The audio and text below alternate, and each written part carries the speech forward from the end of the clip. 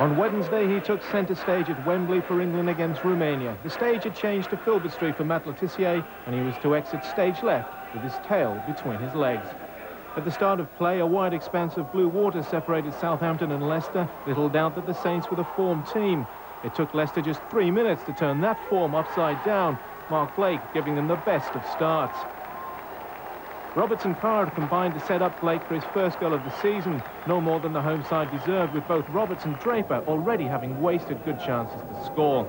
It was very much one-way traffic as City continued to torment Southampton, and they extended their lead on 21 minutes.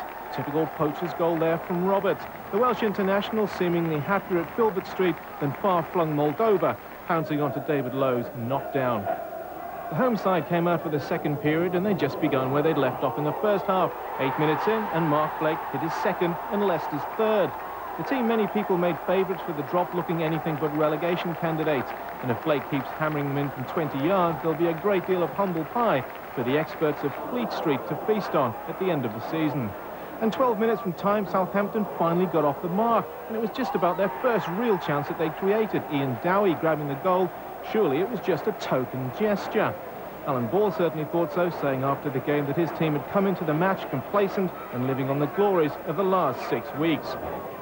When Franz Carr hit Leicester's fourth, you certainly knew where Ball was coming from. A defeat was fast turning into a rout, or so we thought. Franz Carr had been impressive throughout the match, a real handful on the right, and the much-travelled winger certainly deserved his goal, a goal that he must have thought killed off the game.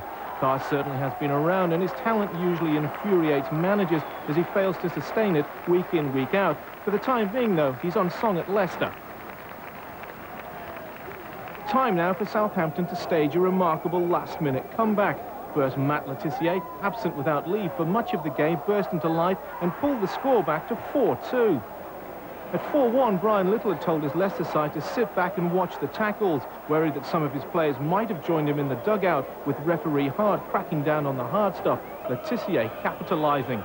And Little may have been regretting his instructions when deep into injury time, the impressive Ian Dowie scored his second and the Saints' third. But really, it was a scoreline that flattered Southampton. Although, as Alan Ball said after the game, it could have been a different story had the Saints hit their third with 5 minutes to go. Leicester, though, deserved their second win of the season. Full-time, Leicester 4, Southampton 3.